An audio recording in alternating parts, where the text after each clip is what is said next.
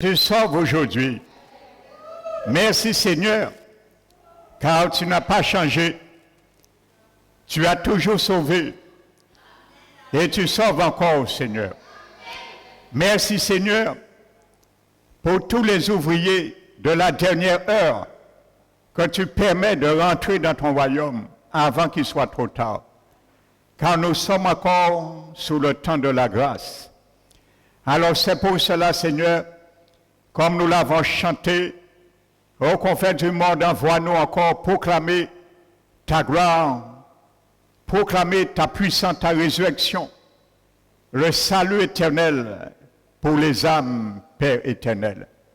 Merci, tu as dit que nous devons avoir les regards fixés sur toi pendant que nous courons dans cette carrière que tu nous as ouverte. Les yeux fixés sur toi, car tu es le rémunérateur de ceux qui te cherchent, Seigneur. Merci, mon Dieu, de nous aider encore à travers ta parole, de nous décharger particulièrement de tout fardeau de doute, de tout fardeau d'incrédulité, parfois qui nous environne, qui nous pèse si facilement.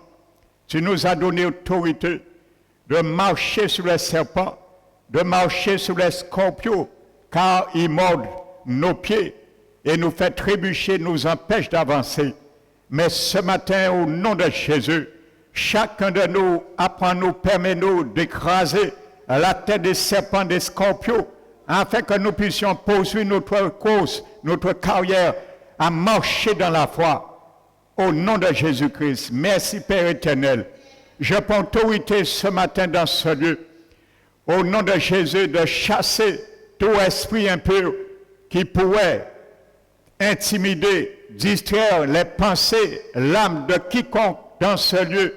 Je les chasse au nom de Jésus. Merci Père éternel, donne gloire à ton Saint-Nom. Merci pour ton onction. Je reçois ce matin une onction fraîche de la part de ton esprit, afin qu'il soit la main et me conduire dans les paroles que toi, Seigneur Jésus, tu mettras dans ma bouche. Je te bénis, te glorifie. Que le Père soit glorifié en toi. C'est au nom de Jésus nous t'avons prié, Père. Amen. Asseyez-vous, frères et sœurs. Donc, je vous salue fraternellement, chacun. Amen. Donc, soyez encore les bienvenus. Alléluia. Donc, je vais continuer ce message sur la foi, car c'est un moment favorable d'entendre et de manger ce menu. Alléluia. C'est un temps favorable de manger cette parole, car nous en aurons besoin.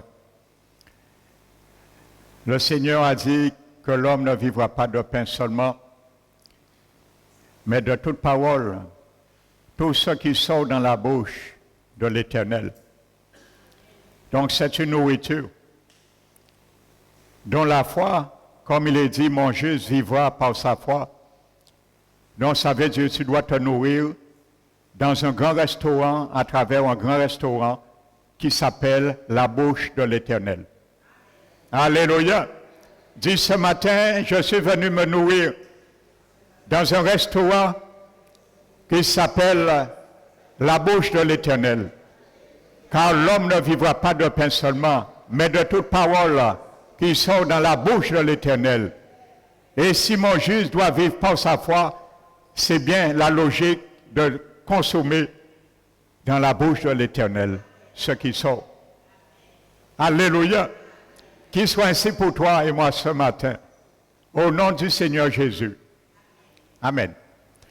Donc j'expliquais pour continuer aujourd'hui, parce que particulièrement, je vais partager par l'assistance du Saint-Esprit qui m'a inspiré à cela, 2 témoignages dans la Bible pour bien montrer la différence, l'antithèse entre la foi et le doute. La foi et l'incrédulité. Et vous allez voir, c'est vraiment un combat. Mais il ne faudrait pas que l'incrédulité, le doute emporte. Il doit être mis à terre, mais que la foi reste debout. Alléluia. N'oubliez pas, je te disais dimanche dernier, dans la maison, lorsque monsieur la foi prend la porte d'entrée, monsieur le doute doit prendre la porte de sortir. Parce qu'ils ne cohabitent pas, ils ne peuvent pas cohabiter ensemble. Et le Seigneur ne le veut pas. Alléluia. Donc notre foi est faite non seulement pour marcher et obtenir des Oscars de la part du Seigneur, mais c'est notre foi aussi qui nous permet et qui nous permettra toujours de résister au diable. Parce qu'il est marqué aussi. C'est avec notre foi nous devons résister au diable. Jacques l'a dit. Il a dit, soyez sobres, veillez et priez, car le diable rôde comme un lion rugissant pour chercher qui il dévorera. Mais il nous dit de lui résister avec quoi? Avec une foi affaiblie. Avec une foi ferme. Alléluia. Pourquoi la Bible parle de foi pour résister? Ça veut dire avec une foi ferme, parce que nous avons vu la foi à trois brins. Quand l'Éternel nous dit de résister au diable avec une foi ferme, ça veut dire que tu dois connaître la parole de Dieu, avec lesquelles tu dois utiliser pour le résister, obéir et agir. Alléluia. C'est ce que Jésus a fait.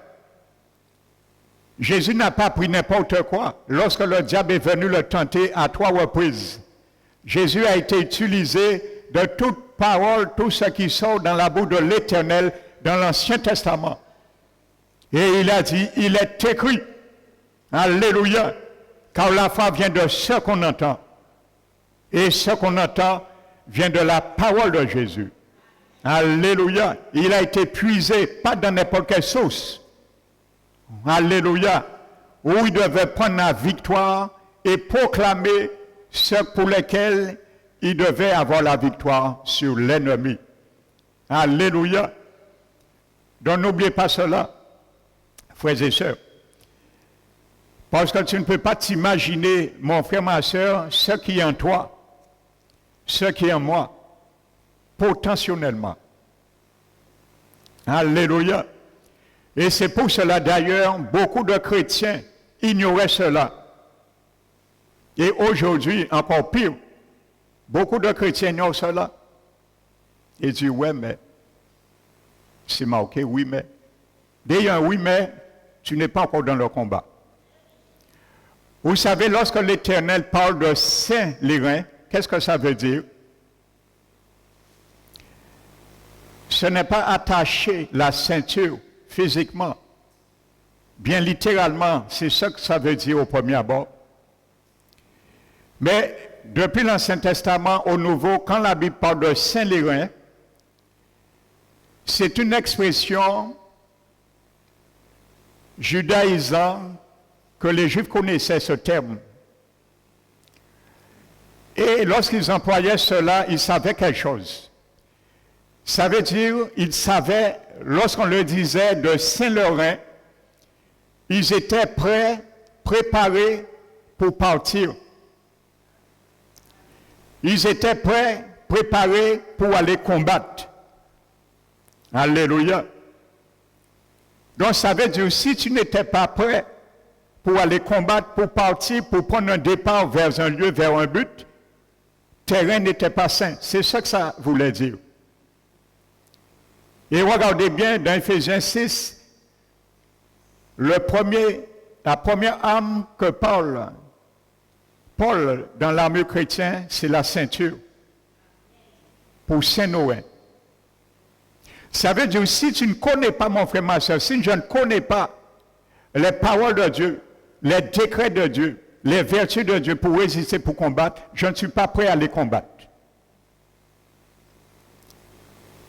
c'est l'ennemi qui risque de me résister et moi, je risque de subir. Amen. Et c'est pour ça, le samedi dit dans le psaume 18, Éternel, 5 mois de force pour le combat. Prépare-moi pour le combat. Rends-moi capable de partir afin que j'aille combattre. Alléluia. C'est ce que le samedi dit à l'Éternel. 5 mois de force pour le combat. Dispose-moi pour le combat. Prépare-moi pour le combat. Il y a une préparation, frères et sœurs.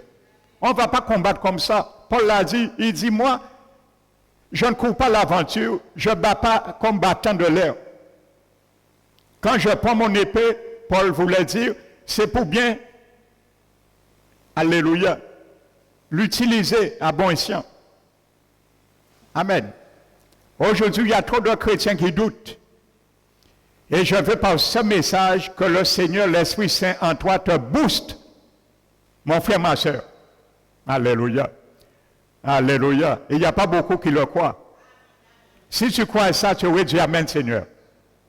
Alléluia. Mais la foi est la foi. Tu peux l'ignorer, ça ne va pas changer de définition. Alléluia. Et si tu ne marches pas par la foi, tu resteras ce que tu es, sans la foi. Alléluia. Il faut comprendre cette réalité. Alléluia. Et bien souvent, nous jalousons ceux qui marchent dans la foi. Or, nous avons le même potentiel que celui qui marche dans la foi. Nous n'avons pas besoin de jalouser. Il suffit de mettre nos pieds dans le même département. Alléluia. N'oubliez pas la définition du mot une pleine assurance. Le mot hypostasis. Tu te tiens sous un fondement. Sous. Alléluia. Donc il y a un fondement sur toi. Tu es en dessous. Et celui qui est dessus de toi, ce fondement s'appelle la main de l'Éternel. Alléluia. Ézéchiel, dans le chapitre 37, il dit, la main de l'Éternel fut sur moi. Et lui, il est en dessous de la main. Et c'est la main de l'Éternel qui va l'amener à faire des espoirs. Qui va l'amener à faire quelque chose herculéen dans sa foi. Pas amener une situation qui est morte seulement. Pas amener seulement une situation qui est cadavre seulement, mais amener une situation qui est squelettique. Alléluia. À la vie. Quelle situation aujourd'hui, mon frère, ma soeur, qui est squelettique dans ta vie? Alléluia. Quelle situation qui est squelettique dans ma vie aujourd'hui? Il y a de l'espoir. Il suffit de proclamer la main de l'Éternel est sur moi. De ce fait, je me tiens sur ce fondement et je me laisse diriger. Alléluia. Amen. Donc pour continuer, je vous avais donné la définition et c'est là que je m'étais arrêté.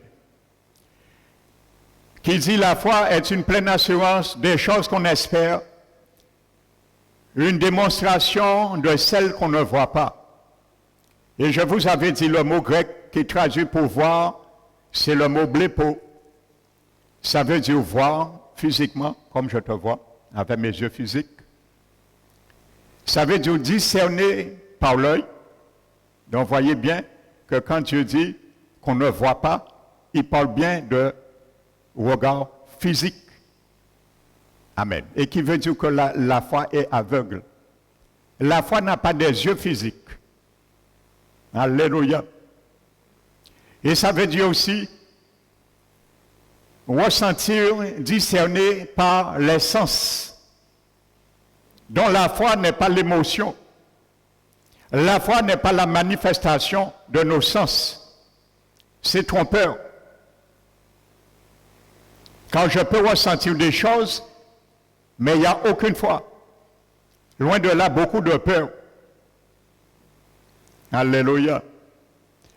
Donc, mon frère, ma soeur, ce matin, que le Seigneur puisse te fortifier par la force qui est déjà en toi. Que cette force qui est en toi, qui est en moi, objectivement devienne subjective. Et n'oubliez pas, c'est pour cela, vous savez, l'apôtre Paul, je comprends cette prière, et j'aime beaucoup cette prière de l'apôtre Paul, dans Éphésiens chapitre 1. Vous savez, Paul un jour a prié l'Éternel pour les chrétiens, parce que Paul, lui, il avait expérimenté beaucoup de choses.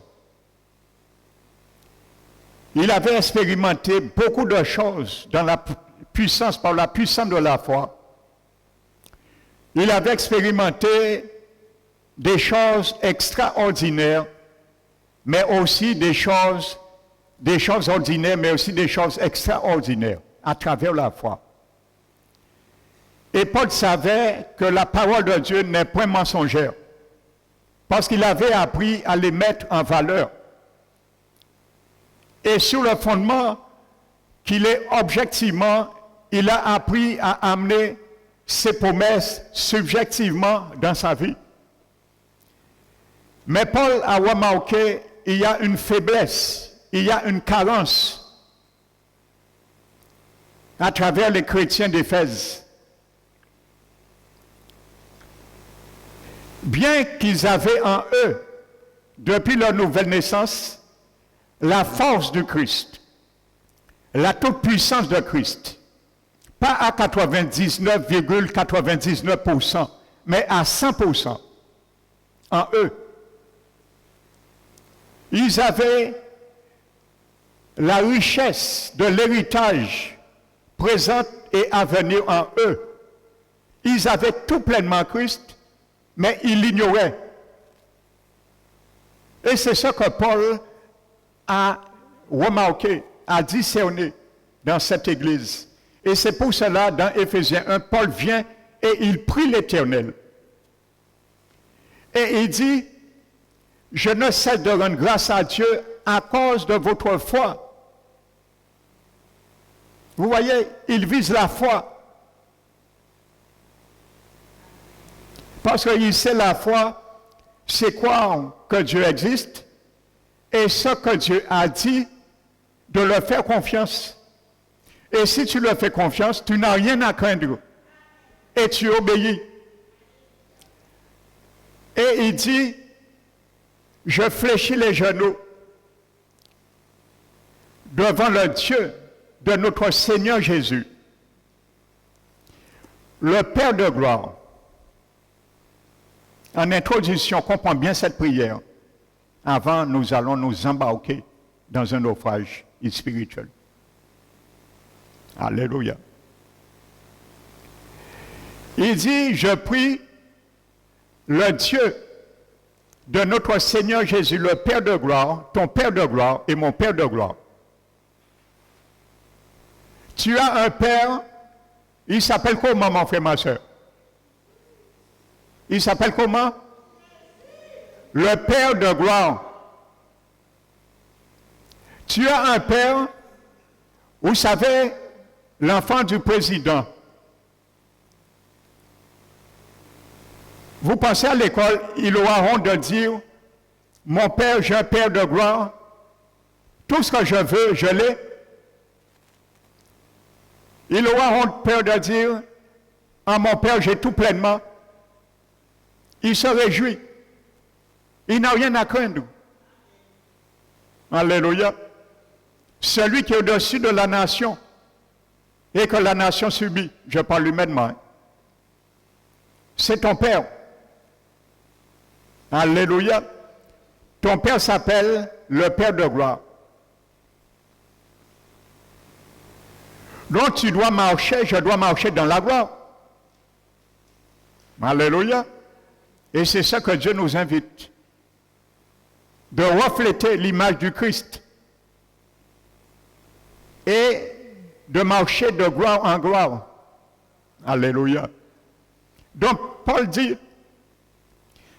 afin qui vous donne un esprit. Le mot esprit là ne veut dire ni esprit humain, ni esprit de Dieu. Hein. C'est un terme qu'on employait pour expliquer que une conception, une acuité, un réveil de ce que nous avons déjà. C'est ce que ça veut dire. Un esprit de sagesse et de révélation. Dans sa connaissance. Parce que les chrétiens ne savaient pas ce qu'ils avaient en eux, frères et sœurs. Alors Paul prie l'Éternel pour que Dieu éveille en eux cette logique, cette sagesse, pour qu'ils puissent réaliser ce qu'ils sont en Christ, ce qu'ils ont en eux, en Christ. C'est l'objectif de cette prière. Qu'il illumine les yeux de leur cœur ou de leur esprit. Il dit pour illuminer, parce qu'ils ne voient pas, frères et sœurs. C'est ça la foi, blépo.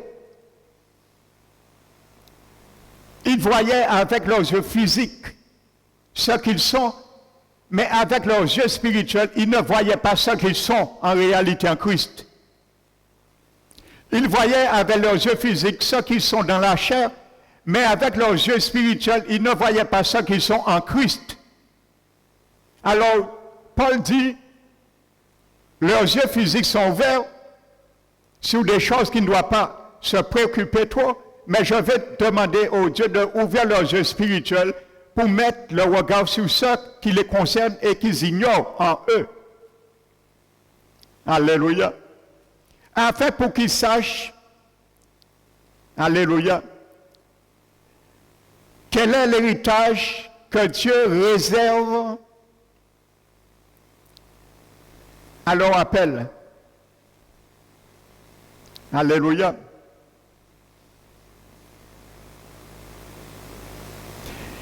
Il dit quelle est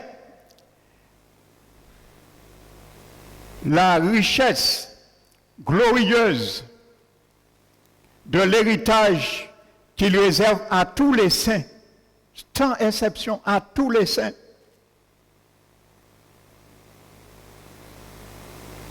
Amen. Et il dit pour nous qui croyons, l'infinie grandeur de sa puissance. Alléluia. Tu as en toi, j'ai en moi quelque chose qui s'appelle, à cause de Christ qui m'habite, l'infinie grandeur de sa puissance. Donc ça veut dire que tu n'as pas besoin de demander à Dieu de la puissance. Tu n'as pas besoin de demander à Dieu ce qui t'attend pour l'éternité. Tu n'as pas besoin de demander à Dieu de la force pour cela. Tu as déjà cela. Et c'est ça qu'ils ignoraient. Alors Paul dit simplement, il demande à Dieu d'ouvrir l'intelligence pour qu'il puisse voir ces choses et les extérioriser. Amen. Et il a dit, ces choses qui sont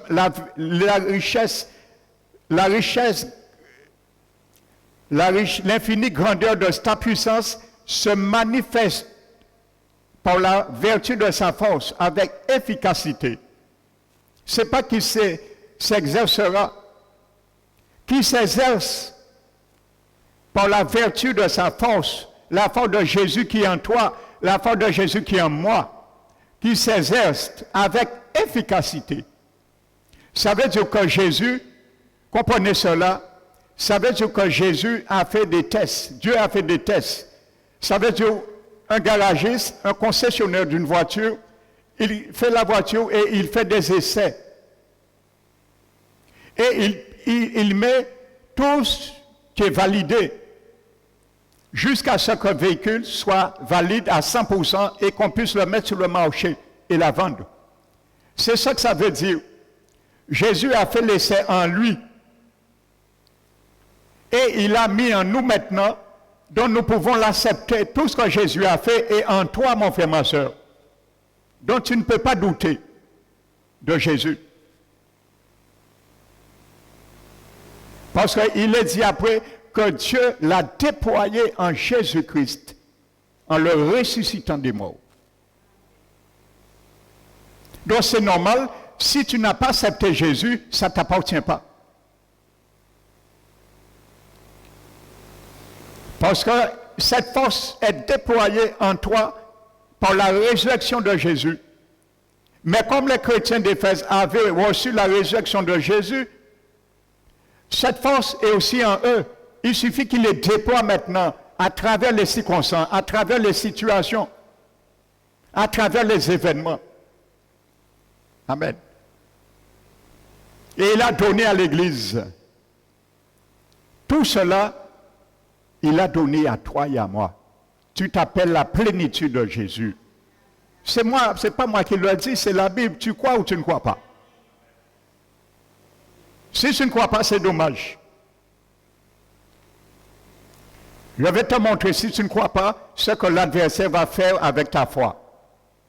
Il va t'emmener dans des tempêtes, il va te noyer, il va te fesser, il va te remuer. Il va t'étourdir. Alléluia. Alors ce matin, prends du secours dans la parole de Dieu. Alléluia. Prenons, frères et sœurs, l'évangile de Marc. Le chapitre 4.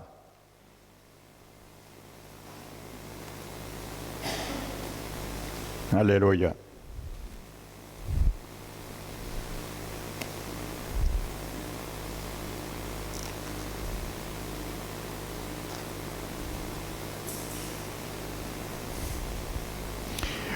La Bible nous dit, verset 35, ce même jour, sur le soir, Jésus leur dit, passons sur l'autre bord.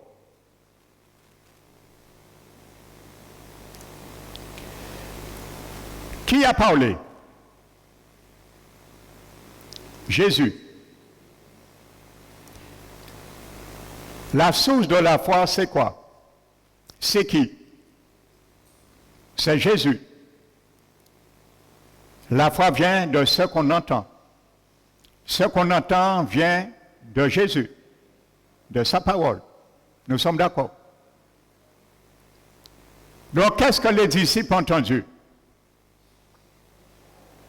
Une parole qui vient de qui? De Jésus. Donc, c'est la source. Jésus dit, passons sur l'autre bord. C'est tout ce que Jésus a dit. Il n'a rien dit d'autre. Parfois, nous compliquons les choses. Parfois, nous ajoutons d'autres choses que Jésus n'a pas dit dans sa parole. Et c'est pour cela, parfois, au lieu que la foi vienne de ce qu'on entend, la foi s'en va de ce qu'on entend parfois. Particulièrement aujourd'hui, j'ai déjà beaucoup son de cloche à travers des serviteurs dans le monde entier et des chrétiens à travers ce pandémie et surtout le vaccin.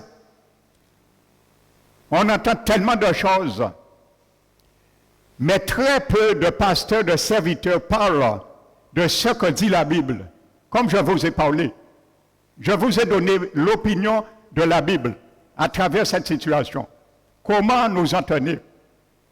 Alléluia. On croit la Bible, on croit promesse ou on ne croit pas? Ou on se laisse entraîner par un labyrinthe?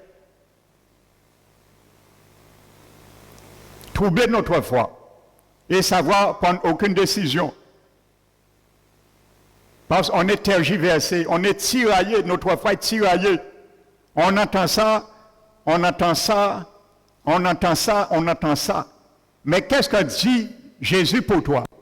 Entends ce que dit Jésus pour toi dans la situation. Alléluia. Et tu seras en paix. Amen.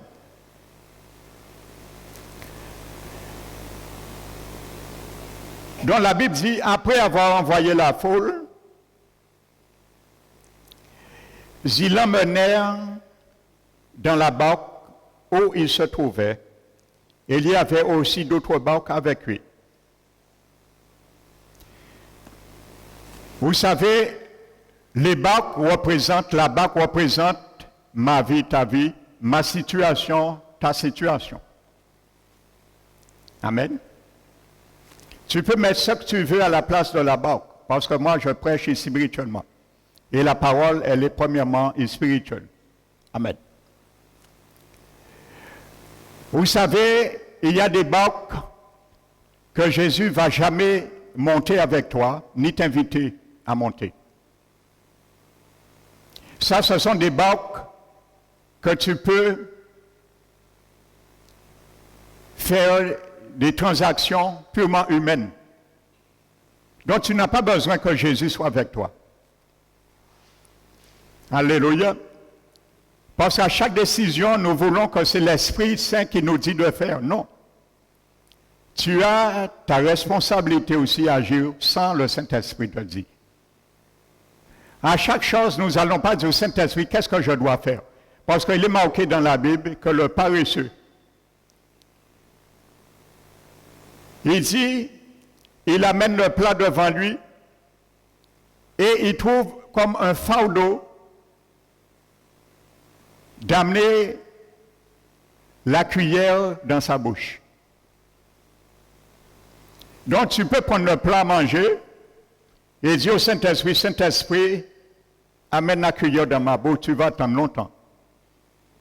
Rien ne se fera. Sinon, si tu es invalide, oui, l'Esprit peut faire ce miracle. Parce que tout est possible à Dieu. Alléluia.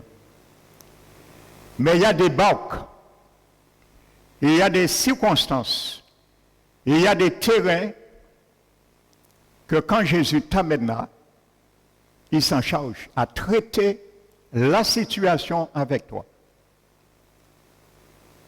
Parce qu'il s'est engagé, il prend sa responsabilité. Jésus a pris sa responsabilité devant le Père de leur dire, allons, passons de l'autre bord. Bien aimant, omniprésent, omniscient, omnipotent, savait ce qui s'en suivrait. Mais il ne te dira pas tout. Parce que s'il te dit tout, il n'y aura plus de foi. Tu ne vas jamais démarrer. Si Jésus nous disait tout, notre règne ne sera jamais saint. Et nous ne pouvons jamais démarrer en situation, nous. Parce que déjà, nous sommes perdus à forfait. Nous sommes en pépé. Alléluia. Saint-Terrain ce matin, au nom du Seigneur. Parce que tout est possible à celui qui croit. Parce que ce n'est pas n'importe qui parle pour toi. Ce n'est pas n'importe qui parle pour moi, c'est Jésus. Alléluia. Donc c'est Jésus qui choisit la barque. Ils n'ont pas choisi eux-mêmes. Ils disent, Seigneur Jésus, il y a 3 barques là, allons prendre celle-là. C'est plus conforme. C'est plus résistance à la tempête, au vent. De toute façon, ils ne savaient pas ce qui les attendait. Mais n'oubliez pas, il y avait 4 pêcheurs qui étaient des marins. Ils connaissaient la mer. Particulièrement la mer de Galilée, parce que c'est sur cette mer qu'ils vont naviguer. Alléluia. Il y a une mer, il y a une situation qui s'appelle pour toi et moi Galilée. Le Seigneur veut ce matin te faire naviguer là. Alléluia. Donc il savait, il connaissait ce qu'ils avaient l'habitude d'endurer. Mais vous allez voir, le Seigneur les amène dans une expérience qu'ils n'ont jamais eue de leur vie. Et leur démontrer que dans cette barque, tu ne traites pas des expériences selon tes expériences. Pour les démontrer dans cette barque, tu ne traites pas les situations, les circonstances selon comme tu avais l'habitude de les traiter, humainement. Mais tu ne pourras les traiter que par la foi. Et il y a des circonstances dans ta vie, mon frère, ma soeur, dans ma vie, que nous pouvons traiter humainement. Mais il y a d'autres, tu peux faire ce que tu veux, tu ne pourras pas les traiter. C'est par la foi. Ça s'appelle la barque, à travers les eaux de Galilée. Alléluia. Amen. Je veux booster ta foi ce matin. Parce que si les pasteurs parlaient pour booster la foi, de plus en plus les églises risquent de se retrouver de moins en moins avec des brebis. Surtout ce qu'on entend aujourd'hui. Alléluia. Mais j'aurais voulu que tu ne sois pas celui ou celle qui fuit, mais qui amène d'autres brebis pendant ces circonstances difficiles. Au nom du Seigneur. Alléluia. Amen. Donc le Seigneur choisit. Il leur dit, montez là. Et qu'est-ce que le Seigneur fait?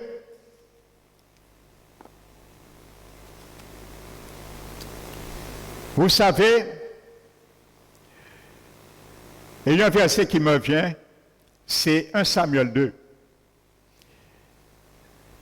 Le Seigneur avait dit au sacrificateur Élie, de la part d'un prophète anonyme, dans le chapitre 2, il lui avait dit, j'établirai un sacrificateur qui agira selon mon cœur et selon mon âme.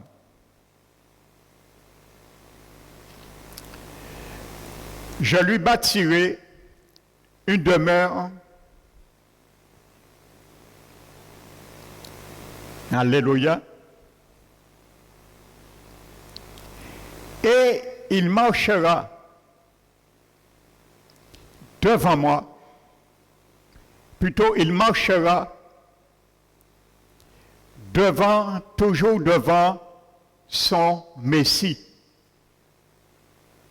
Amen. Le Seigneur, parfois, nous donne la parole. Et vous savez, qu'est-ce que le Seigneur fait? Il va nous noter. Il se retire et il nous observe avant de nous donner une note. Ou parfois, le grand pédagogue, il nous précède, il fait la démonstration afin que nous voyions ce qu'il fait pour le faire. Amen. Donc Jésus va se retirer et il va dans la poupe, ça veut dire derrière la barque, et il va dormir tranquillement. Parce que lui, il sait, il est le maître des temps et des circonstances. Il n'est pas ni à veiller, il n'est pas ni à observer. Il est dans la paix parce que Jésus avait un objectif atteint avec ses disciples. Les faire passer un test.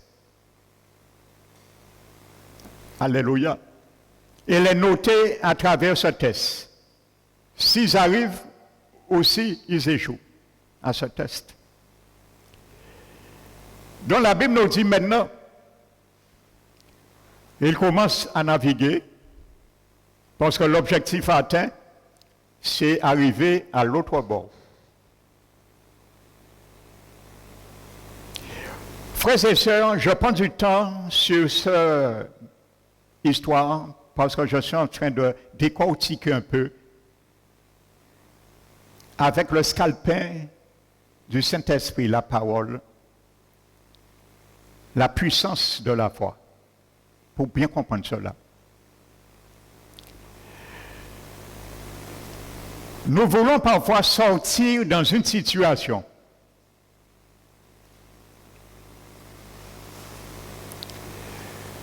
Quand le Seigneur veut nous aider à sortir dans les situations, Nous ne voulons pas, nous respectons, nous répliquons.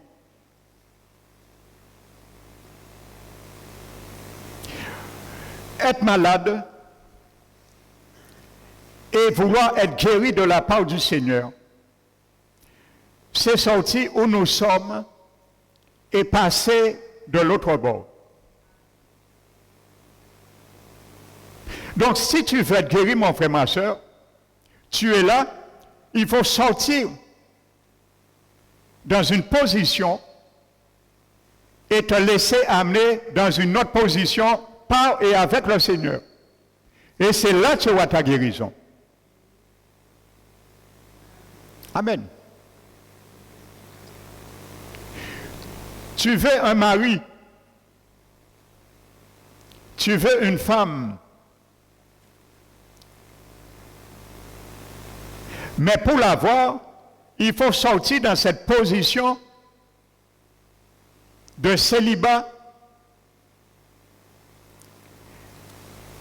et arriver à l'autre bord avec et par le Seigneur. Mais tout cela m'invite à naviguer sur la mer de Galilée. Parce que tu ne vas voir, ce n'est pas facile, bien souvent. J'ai confronté des situations. Et le Seigneur ne va pas laisser les situations non être confrontées. Parce que c'est de la foi qu'il veut prouver. Essayez de chercher dans les évangiles un lieu, un endroit que Jésus élevait quelqu'un, avait de l'admiration pour quelqu'un, parce que la personne était aisée en allocution, était fortunée, avait tout ce qu'il avait une bonne éthique. Non, ça n'intéressait pas Jésus. Ce qui intéressait Jésus, c'est chercher et trouver de la foi dans la vie de quelqu'un. Et c'est pour ça qu'il n'a pas hésité à dire au centenier, on n'a pas trouvé, jusqu'à maintenant, je n'ai vu et trouvé à Israël un si grand foi que cet homme. Lorsqu'il est venu supplier Jésus, mon serviteur est malade. Jésus a dit, je viendrai. Il a dit, non Seigneur, ce n'est pas la peine. Ce n'est pas la peine de te donner du mal, de te déplacer. Je te connais. Je sais qui tu es. Je paraphrase un peu. Je sais et j'ai entendu, j'ai vu quand tu dis une chose, peu importe la chose, on t'obéit. Donc tu peux rester là, tu es avec moi, dire seulement une parole et mon serviteur sera guéri. Alléluia, ça c'est la foi. Jésus a dit, même en Israël, on n'a pas vu une foi aussi grande que la foi de cet homme. C'est ça Jésus élève. Jésus est au ciel, il teste notre foi. Frères et sœurs, c'est là Jésus est en admiration. La foi, parce que la foi a une dimension. Parce que la foi met en valeur, glorifie sa parole. La foi glorifie son nom. Alléluia. C'est la foi qui l'intéresse. C'est pour ça la Bible, sans la foi, nul n'est agréable à Dieu. Alléluia. Amen. Donc mon frère, ma soeur, il y a des circonstances que nous devons sortir dans les situations et aller. Ça, tu le fais par la foi. Alléluia. Et ne prends pas n'importe quelle taille, je le dis. Ne prends pas la taille de quelqu'un d'autre pour te servir dans de telles circonstances. Ça ne marchera pas. Alléluia. Ça agira par la foi. David, lorsqu'il allait combattre Goliath, humainement, c'était impossible pour Saül et son armée. Il reculait. Il voyait que la défaite. Amen. Et quand David est venu, on a mis l'armure de Saül sur lui. Il a regardé, et il a dit, mais non, cette veste, c'est trop large pour moi. Ça ne me convient pas, ce n'est pas ma taille. Tiens, Saül, ça ne me convient pas, ce n'est pas ma taille. Il a retiré. L'armure de Saül ne correspondait pas à la situation, ce n'était pas la taille de David. Amen. Donc, David a cherché un équipement qui correspondait à sa taille. Et cet équipement s'appelle la foi. Alléluia. Il a mis le vêtement, l'armure de la foi. Et il a dit, je ne viens pas. Je viens au nom de l'Éternel. Et il a pris sa fronde. Et il a envoyé. Alléluia. Donc parfois, ne prends pas la taille, une mesure qui ne correspond pas à ta situation, ça ne marche pas non plus. Alléluia. Il y a des gens, ils veulent une femme, ils veulent un mari. Ils quittent l'église pour cela. Ils vont dans toutes les églises. Parce qu'ils se mesurent avec une taille qui ne correspond pas à la situation. Donc la taille que tu utilises, c'est faire toutes les églises pour que toi, tu trouves un mari ou une femme à ta façon. Ça, c'est prendre une taille de Saül. Mais retire la taille de Saül. Si tu veux une femme, un homme, retire cette taille de Saül, jette-le. Et mets la taille, mets ta fronde. Et va combattre par la foi. Parce que la Bible te dit que de faire premièrement à l'Éternel tes délices, et il accomplira le désir de ton cœur. Ça, c'est ta fronde que tu dois prendre et marcher par la foi. Et tu attends. Tu prends une parole de l'Éternel, une promesse qu'il t'a faite. Et il t'a donné à la femme et le mari. Confesse ce qu'il a dit. Alléluia. Et arrête de prendre la taille de quelqu'un d'autre, la taille de quitter. Chaque fois chercher un mari, une femme, ça c'est la taille de Saül, l'équipement de Saül. Jette ça et prends ta fronde. La foi que Dieu te demande. Confesse sa parole.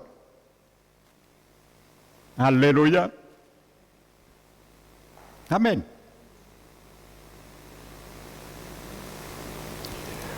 Quand Dieu a amené Ézéchiel dans la vallée des ossements, il a posé la question à Ézéchiel, penses-tu que ces os revivront? Ézéchiel a dit, tu le sais. Alléluia. Tu le sais.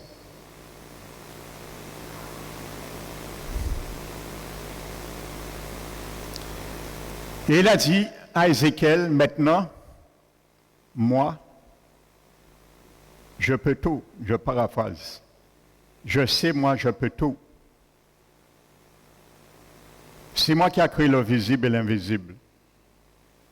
Et ce qui est visible vient de l'invisible. Mais moi, je ne vais pas le faire. Je suis habitué à faire ça. C'est un jeu pour moi. De dire que la lumière soit, la lumière fut. Mais moi, je veux te faire, Ézéchiel, expérimenter quelque chose. Tu vas le faire à ma place, comme si tu étais moi, le Dieu. Et tu vas parler aux ossements à ma place.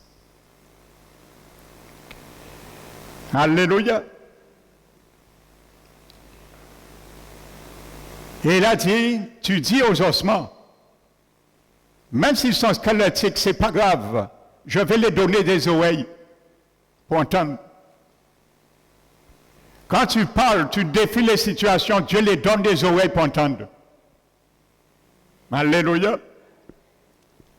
Et il dit, tu vas leur dire, ainsi parle l'Éternel.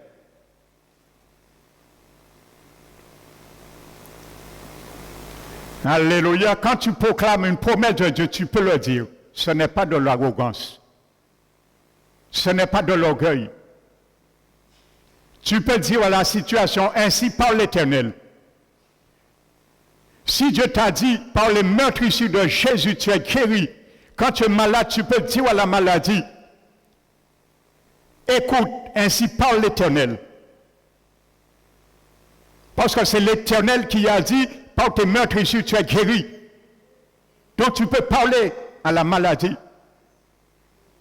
Écoute, maladie, donne son nom.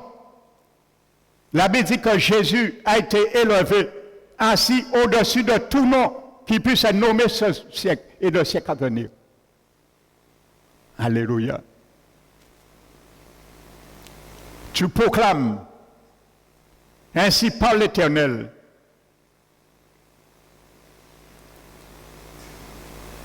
Amen. Et la Bible dit, voici ce que l'Éternel a dit. Je vous donnerai des nerfs. Je ferai croître sur vous de la chair. Je vous couvrirai de peau. Je vous donnerai, je mettrai en vous un esprit et vous vivrez.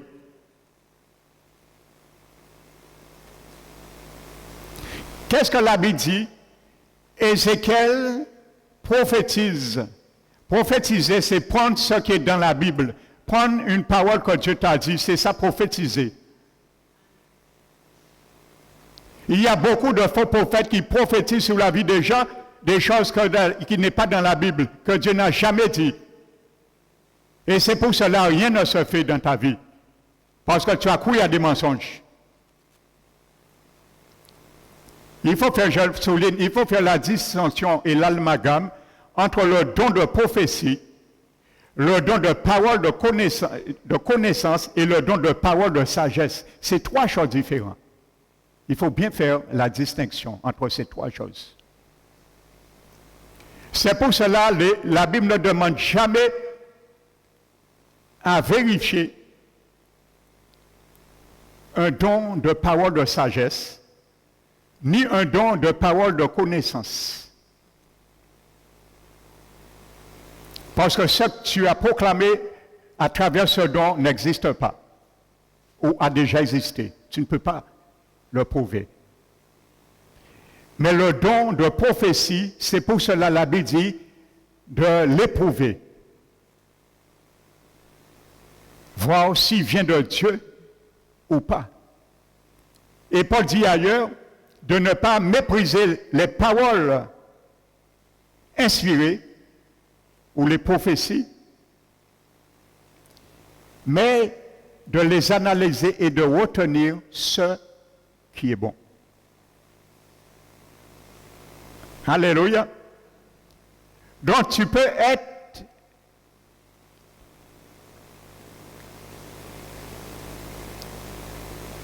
prophétesse, prophète sans être un prophète. Tu peux être dans l'église prophète sans être un prophète. Alléluia. Si tu ne le sais pas.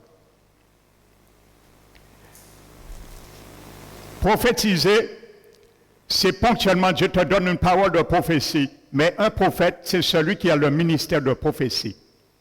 Et à travers le ministère de prophète, il y a ces trois dons qui sont combinés. Le don de prophétie, le don de parole de connaissance, le don de parole de sagesse. Alléluia. Le don de parole de connaissance a attrait à quelque chose qui concerne le futur ou le présent. La parole de sagesse décrit quelque chose qui a été fait dans le passé. C'est pour ça que la Bible ne dit pas de les vérifier. Mais la parole de prophétie, le don prophétie, il faut le vérifier. Parce qu'il y a beaucoup qui parlent et que Dieu n'a rien dit. Et la Bible dit la foi vient de ce qu'on entend, mais la foi s'en va aussi de ce qu'on entend. Beaucoup de chrétiens ont déserté les églises, abandonné à cause des mauvaises prophéties qu'on les a dit, qui ne venaient pas de Dieu. Mais est-ce bon Dieu a écouté fausse prophétie et quitté l'église à cause de ça? Ah, pas bon Dieu ça. Prenons nos responsabilités devant Dieu aussi. Et ne pas rendre Dieu responsable de nos erreurs et de nos actes. Surtout il nous avait déjà avertis. Alléluia. Dans Ézéchiel 37, peut-être je reviendrai ultérieurement sur cela, mais là je vais venir avec toi. La Bible dit, après qu'Ézéchiel ait prophétisé selon l'ordre que j'avais reçu, il n'a pas changé, ajouté quoi que ce soit. La Bible dit, il vient. Alléluia. Qu'est-ce qui vient? La Bible dit, il vient des nerfs, de la chair crue, de la peau. Qu'est-ce qui vient? Mon frère, ma soeur, qu'est-ce qui est venu? Qu'est-ce qui est venu? Ce que Dieu avait dit à Ézéchiel qu'il va lui donner. Il a dit, je te donnerai des nerfs. Je te donnerai de la chair, de la peau. Et la Bible dit, il a prophétisé selon l'ordre que les paroles de l'Éternel lui avait dit, et c'est venu. Ce que Dieu avait promis de donner. Donc quand Dieu te promet quelque chose, il te dit, il te donne ça. Si tu l'appliques selon les mêmes paroles que Dieu avait dit, tu l'appliques selon tes circonstances, tu verras le même résultat et ils vont venir. Alléluia. Il vint ce que Dieu a donné dans sa promesse. Si tu demandes quelque chose d'autre vient, ce n'est pas Dieu que tu as cru. Ou ta foi a été vacillante. C'est l'incrédulité qui a amené ça. Parce que Dieu a dit, Jésus a dit, si tu demandes au Père un pain, il ne va pas te donner une pierre. Si tu lui demandes un poisson, il ne va pas te donner un serpent. Et si tu lui demandes un œuf, il ne va pas te donner un scorpion. Il te donne ce qu'il t'a promis dans sa parole et que tu as confessé avec autorité et avec foi, et tu le verras. Il vint ce que Dieu a dit, je vous donnerai. Alléluia. Amen.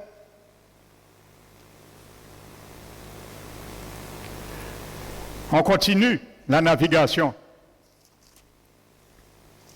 Amen. Maintenant, il y a une tempête qui se lève maintenant. Rappelez-vous ce que l'apôtre Jacques a dit dans son épître. Il a dit, quand vous demandez quelque chose à Dieu,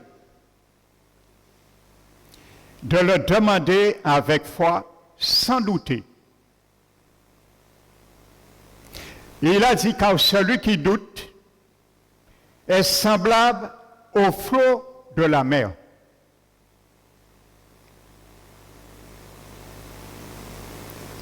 Alléluia. Agité par le vent et poussé d'un côté ou d'autre. Il dit qu'un tel homme ne s'attend à recevoir quoi que ce soit du Seigneur, car il est irrésolu et inconstant dans toutes ses voies. Le mot grec est traduit par irrésolu veut dire âme double, âme partagée, cœur double. Il croit et il doute. Si tu doutes en croyant, tu n'auras rien. C'est la Bible qui le dit. Alléluia. Il faut nous dévêtir, frères et sœurs. Pourquoi vient ce que Dieu a donné? Il faut nous dévêtir de la taille qui ne nous correspond pas. Alléluia.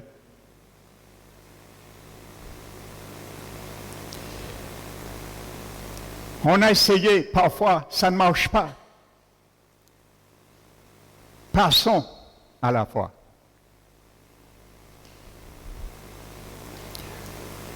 Vous savez,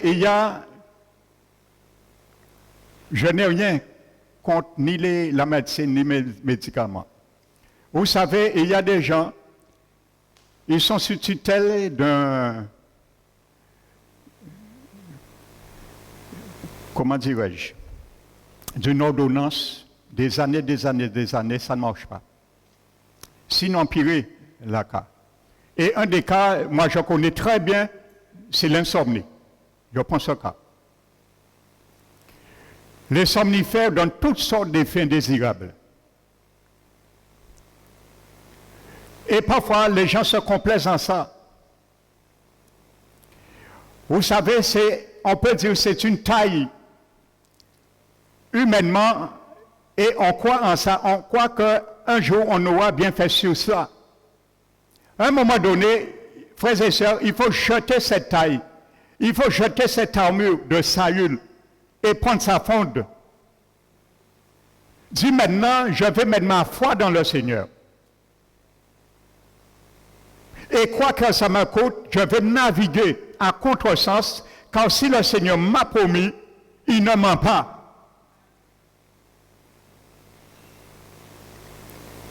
Alléluia. Je suis passé par là, ce qu'on appelle l'insomnie. Je suis passé par là, moi qui vous parle. Je suis resté lié dans l'insomnie, même après ma conversion, des années après. Avant ma conversion, je souffrais d'insomnie. Après ma conversion,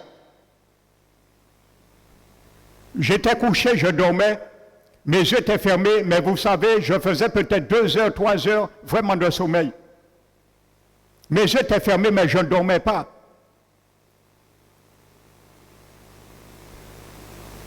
Ça a duré près de 30 ans, frères et sœurs. Et je peux vous dire, c'est insupportable. Et je comprends ceux qui veulent s'en débarrasser à tout prix. Je les comprends. Je ne juge pas votre manque de foi. Ce n'est pas ça. C'est pour venir sur une réalité.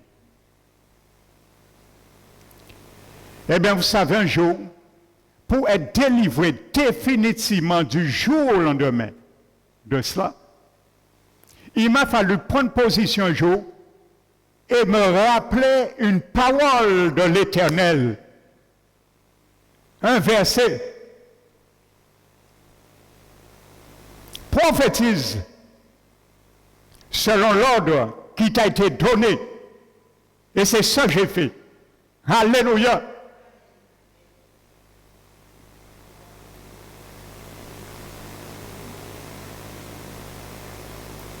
Tu veux savoir la suite?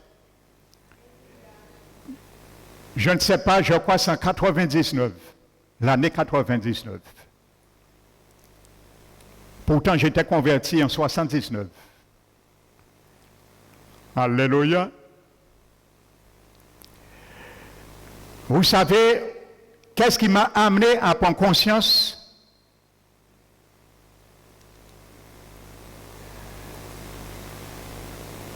J'avais fait 18 jeûnes.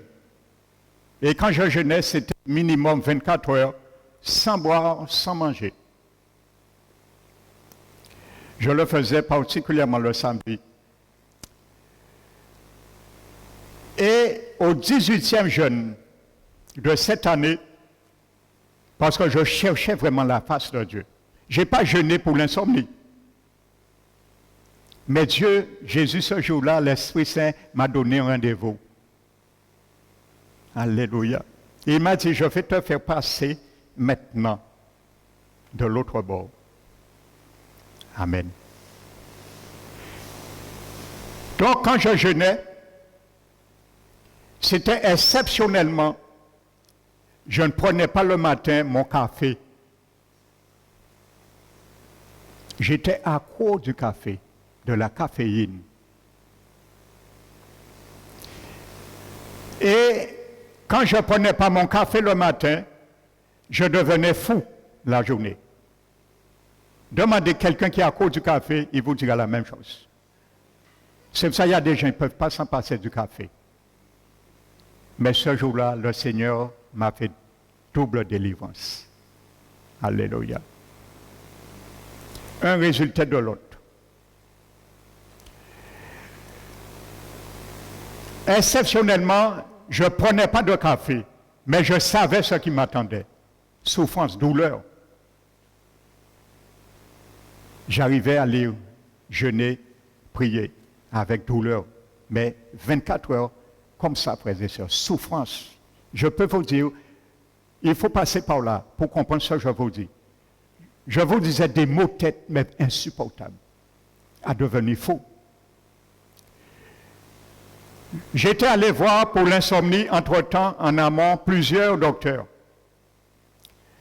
Ils m'avaient tous prescrit des somnifères. J'avais toujours, par contre, refusé ça. J'ai toujours refusé ça. Et je me disais, en moi, je préfère souffrir en attendant le salut de l'Éternel me vienne un jour. J'ai préféré souffrir dans la situation et de refuser tout esclavage des somnifères. Et ce jour-là, je suis en train de clôturer le jeûne. C'est un samedi soir. Et je prie. Je remercie le Seigneur. Et je le dis, merci pour ce jeûne. Et l'Esprit Saint, il y a une prise de conscience qui vient flou, comme un flash dans mon esprit.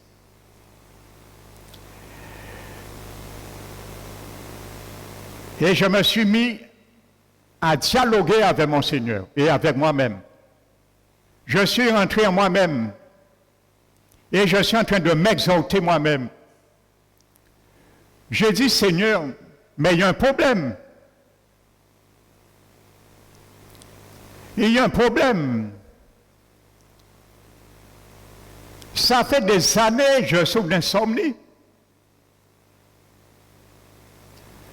Chaque fois que je pars le matin, si je ne bois pas mon café, je deviens fou. J'ai dit, mais je suis un enfant de ton royaume. Ce n'est pas possible. Je parle à moi-même et je parle avec mon Seigneur comme ça, comme s'il est avec moi dans la chambre et c'est une réalité, il était en esprit.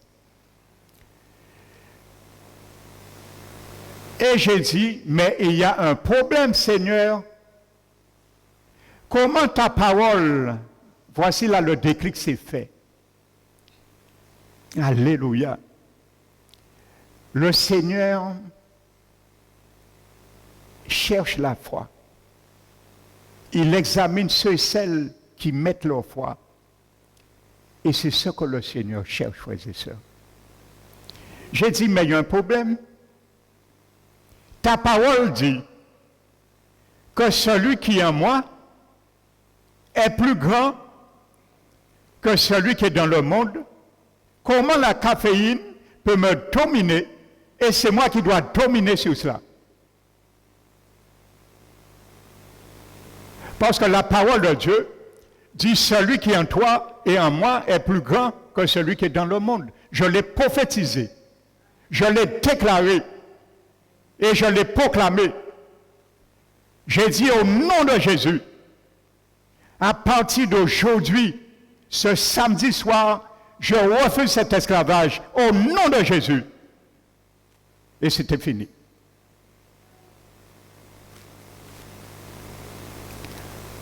Le Seigneur m'a dit, celui qui est en moi, c'est ça qui m'a donné comme promesse, est plus grand que la caféine, est plus grand que l'insomnie. Je l'ai proclamé et est venu ce que j'ai proclamé et ce qui m'a promis. La guérison totale, la délivrance totale. Je me suis réveillé le lendemain, le dimanche.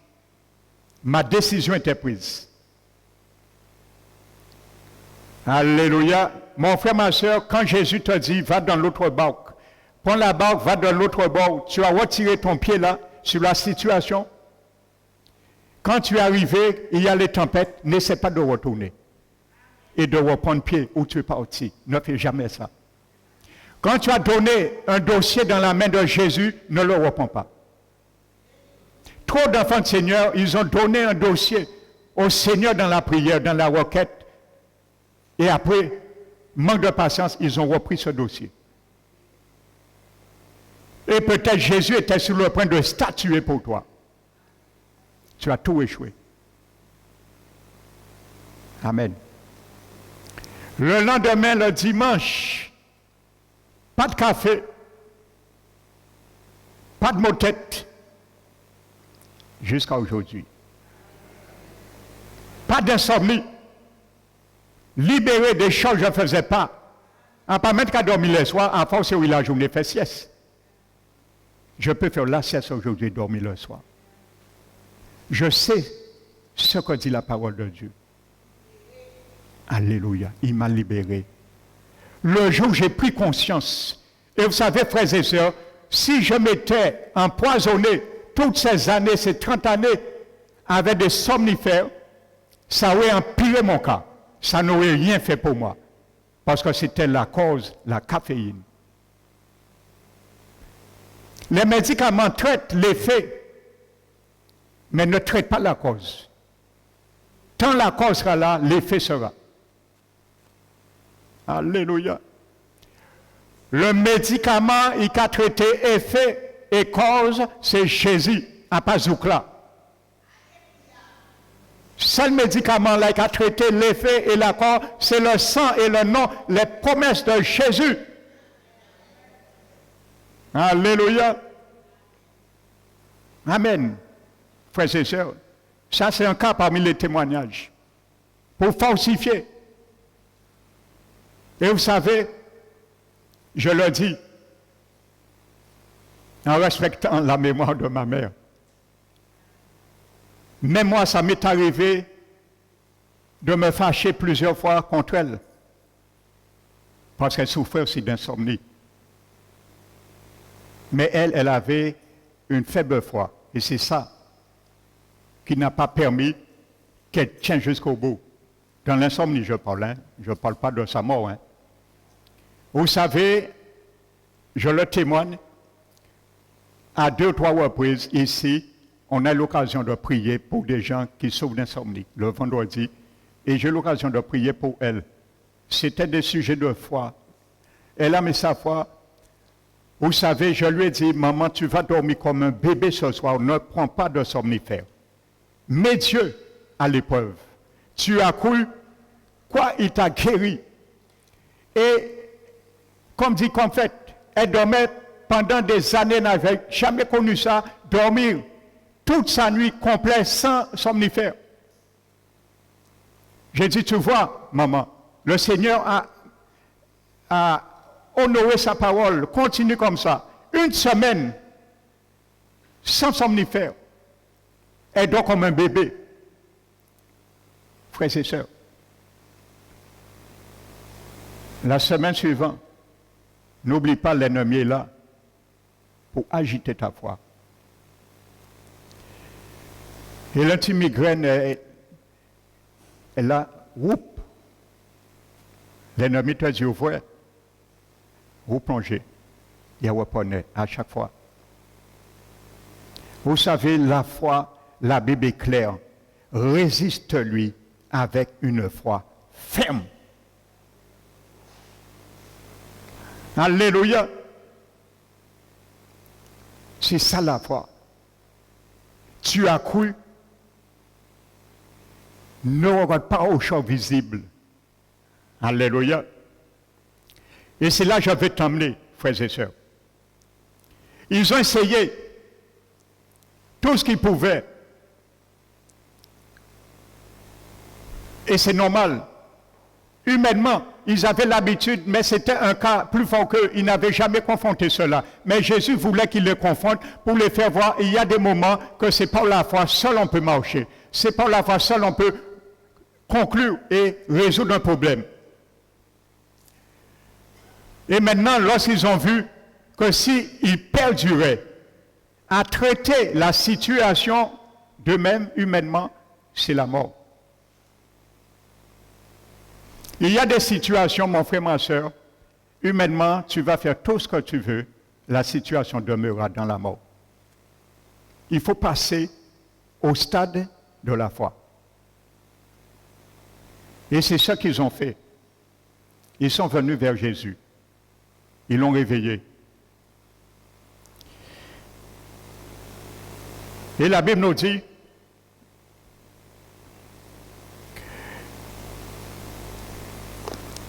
je vous disais, Jacques nous disait,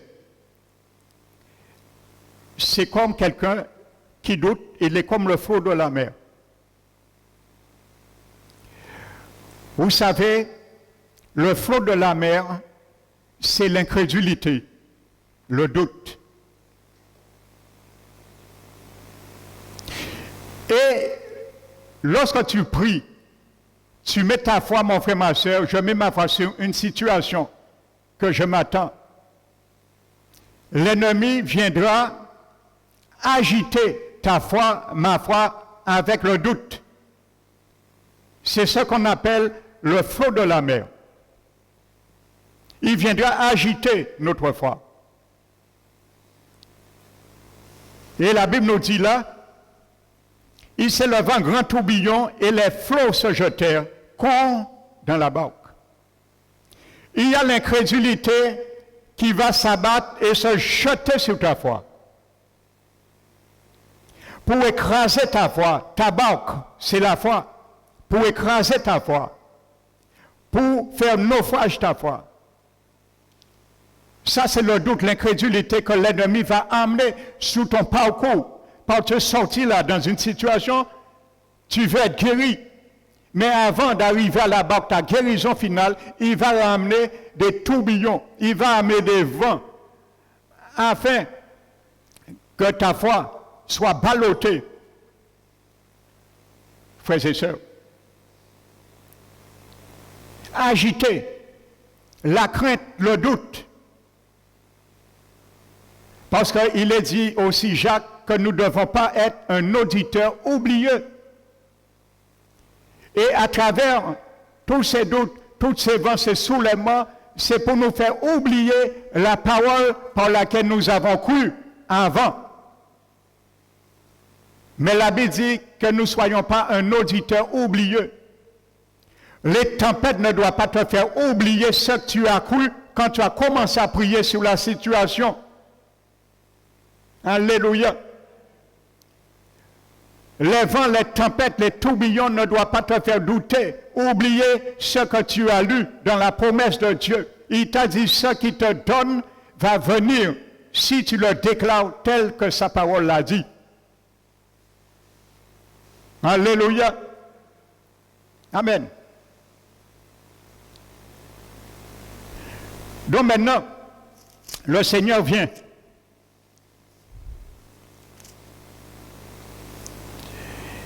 Et la Bible nous dit, Jésus vient. Qu'est-ce qu'il fait?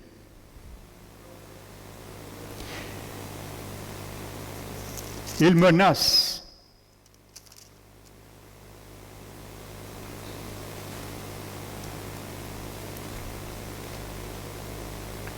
Il menaça le vent et il dit à la mer, silence, tais-toi. Dans le grec, littéralement, Jésus a dit au vent, sois muselé. Il a muselé le vent. Quand un animal est muselé, c'est pourquoi? Pour l'empêcher d'agir, de mordre. Quand la bouche de quelqu'un est muselée, c'est pour l'empêcher de parler. Ça veut dire que c'est pour taire, retrouver le silence, le calme, le repos dans la situation.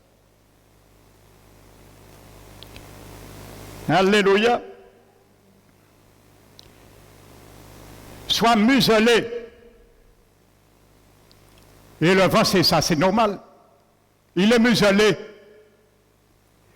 Quand tu muselles la situation, frères et sœurs, il doit y avoir une alchimie. Silence. Tu dois faire taire la situation. Alléluia. Il y a ceux qui sont malades. On prie pour eux. Ils croient un moment, ils ne croient pas, ils recroient, ils décroient, ainsi de suite. Il faut museler la tempête. Il faut le museler. Se faire taire. Ça veut dire il faut que la progression de la maladie doit s'arrêter. Et peu importe ce que tu vois, ne t'inquiète pas sur cela. Alléluia. Amen. Il a dit, tais-toi. Et regardez, là je voulais venir avec toi et moi. Il y a eu un grand calme. Quand il y a la tempête dans ton cœur, dans ton âme, quand tu prends autorité vraiment, tu dois ressentir le repos de ton âme. Parce que n'oubliez pas, dimanche dernier, je vous ai dit, ça fait 2 dimanches. Salomon, dans le livre de 1 Roi, chapitre 8, écoutez ce qu'il dit. Il dit, l'Éternel, notre Dieu, a donné du repos à Israël, son peuple, par les promesses, selon toutes les bonnes paroles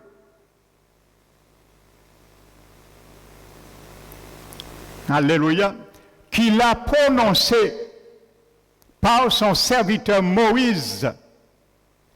Aucun d'elles n'est resté sans effet.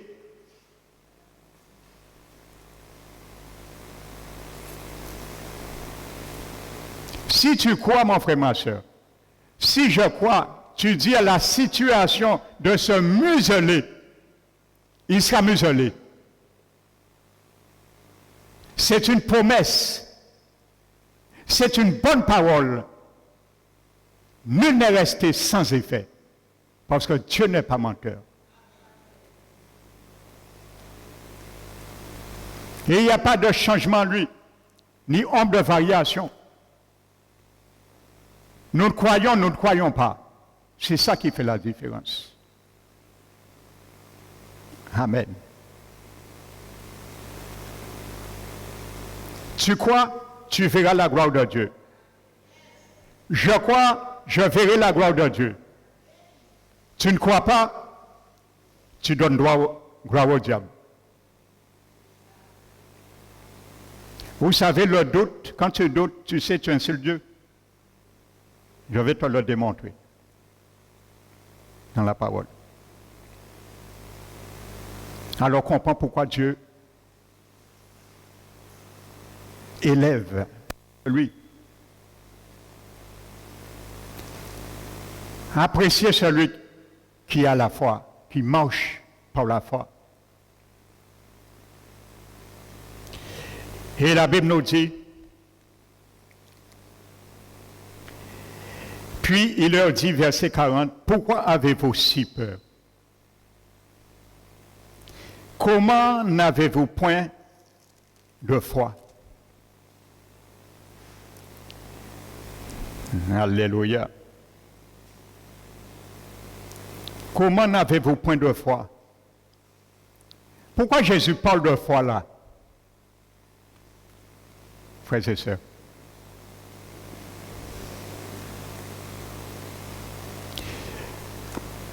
Vous savez pourquoi Jésus leur dit, pourquoi n'avez-vous pas de foi? Qu'est-ce que Jésus les avait dit au départ? Passons de l'autre bord. C'est tout ce qu'il les a dit. Donc s'il y avait à mettre sa foi sur quelque chose, ce serait que sur ces paroles. Jésus les dit, qu'en disent-ils? Oui, mais Seigneur, tu n'as pas vu la houle, qu'en disent-ils?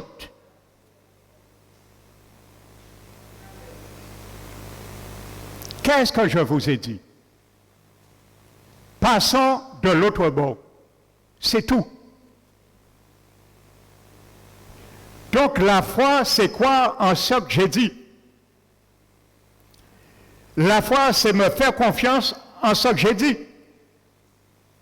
Et la foi, c'est obéir à ce que j'ai dit. Où est votre foi? Vous avez regardé à la tempête. Mais ma parole voudrait que vous menaciez la tempête et le vent. Ma parole voulait que vous museliez le vent et la tempête. C'est ça que je m'attendais de vous. Vous ne l'aviez pas fait. C'est ça la foi qu'il les demandait. Tu devais dire au vent, tu devais dire au tourbillon, non, non, non, non. Mon Seigneur, celui qui suscite la foi et qui l'amène à la perfection, c'est ce que dit la Bible, m'a dit, allons de l'autre bord. Donc nous ne sommes pas encore à l'autre bord. Alors n'aimez plus, n'est-ce pas? C'est cette parole que j'écoute et j'arriverai à l'autre bord. Amen.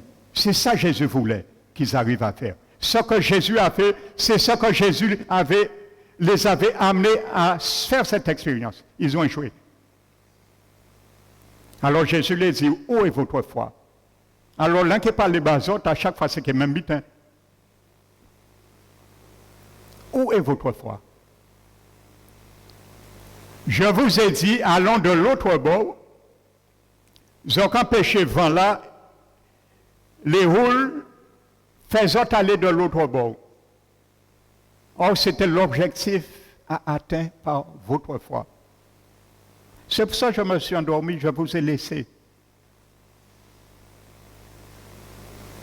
Alléluia. Quand tu as la foi, Jésus est dans le repos. Il est dans le repos. Alléluia. Et il admet de ta foi. Mais quand tu manques de foi, tu agites, tu retires le Seigneur dans son repos. Alléluia. Amen. Voici là le Seigneur voulait les emmener. Ils n'ont pas subi le test. Où est votre foi? Comment n'avez-vous point de foi? C'est ça que Jésus voulait leur dire. Je vous ai donné une parole. Si moi je t'ai dit, passons de l'autre bord, je sais ce que je vous ai dit. Il faut passer de l'autre bord. Nous devons passer de l'autre bord. Amen. Donc parfois, frères et sœurs, Jésus nous dit, mais l'ennemi nous dit non. Ce n'est pas ça que Jésus t'a dit. Tu ne vas pas passer de l'autre bord. Je vais assassiner, je vais égorger ta foi. Je vais l'agiter par le vent, comme Jacques dit. Il a agité les flots de la mer, c'est le tumulte dans notre âme, dans notre foi, l'incrédulité, le doute. Et c'est ça, les flots qui vont s'abattre dans la barque de notre foi. Alléluia. Ils ont retiré de l'eau pour empêcher de couler. Ça ne marchait pas. N'utilise aucun moyen humain pour remplacer la marche de ta foi. Alléluia, la foi, c'est la foi. La marche sur terre, c'est la marche sur terre. La foi te fait marcher dans le surnaturel. La foi, c'est la faculté que Dieu nous donne pour marcher dans les lieux célestes, dans le monde spirituel, dans le monde surnaturel, dans le monde invisible. La foi, c'est la faculté, l'aptitude que Dieu nous donne pour cela. Alléluia. Il y a des choses que tu ne pourras jamais traiter hors de la foi. Autrement, Jésus les aurait amenés dans une autre barque. Mais les amener dans une barque. On traite dans cette barque que des situations dans le surnaturel par la foi. Alléluia. Pourquoi n'avez-vous pas de foi? Qu'est-ce que je vous ai dit? Allons de l'autre bord. C'est tout ce que j'ai dit. Je ne vous ai pas dit qu'il y aura une tempête au milieu de la mer qui va venir. C'est vous à régler ça, ce n'est pas moi. C'est votre foi à régler cela. C'est vous à empêcher cela. Parce que l'objectif, ce n'est pas que les flots, la houle, les tempêtes vous arrêtent. L'objectif, c'est aller et y arriver. Et ça, tu peux le faire par la foi. Amen. Alléluia. Voici l'objectif qui devait atteindre, frères et sœurs. Donc tu vois, dimanche prochain, je vais prendre notre récit pour te montrer l'incrédulité des disciples, ou qui sont allés pour défier les promesses de Jésus. Et Jésus va leur dire la même chose. Où est votre foi? Mais tu as là encore pire. Là, vous allez voir qu'est-ce que l'incrédulité. Amen.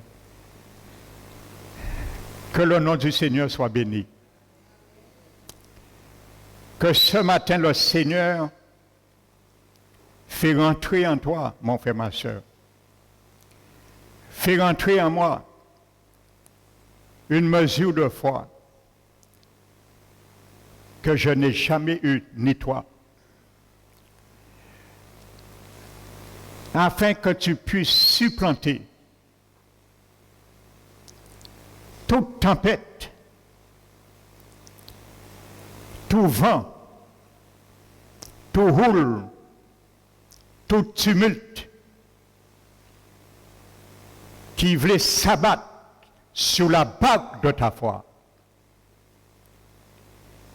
Que le Seigneur ce matin vienne à notre secours, comme cet homme, il t'a dit, Seigneur, un jour, lorsqu'il t'a amené son fils, il t'a dit, viens au secours de mon incrédulité. Seigneur, c'est ma prière ce matin, que tu viennes au secours de l'incrédulité de beaucoup de nous, afin que nous apprenions, lorsque nous entendons tes promesses, ne point tergiverser, mais de jeter notre filet sur ta parole, comme a dit ton apôtre Pierre un jour. Sur ta parole, Seigneur, je jette mon filet. Et tu lui as démontré qu'il a une bonne récolte, afin que chacun de nous puissions avoir une bonne récolte dans ce que nous attendons de toi. Afin que chacun de nous, Seigneur, peu importe tumultueuse est la situation, se présente la situation, si ta bouche a parlé, ma foi doit s'orienter et puiser dans cette source que tu es. Car la foi vient de ce qu'on entend. Et ce qu'on entend vient de la parole de Jésus. Merci Seigneur, que ce matin, chacun de nous puissent défier cela dans leurs besoins, dans leurs circonstances, dans leurs situations atténuantes, particulièrement ceux et celles, mon Dieu, je prie, qui s'attendent à toi des années dans une situation, que tu puisses, Seigneur, les faire arriver dans l'autre bord. Car c'est une parole pour chacun de nous. À chaque situation, tu nous dis, passons de l'autre bord. Apprends-nous à naviguer à contre-courant, contre tout usage que l'ennemi fait contre notre foi. Merci Seigneur, que ton nom soit béni, que ton nom soit glorifié, que ton nom soit exalté, Père, au siècle des siècles et dans toutes les générations, au nom de Jésus-Christ. Amen. Alléluia.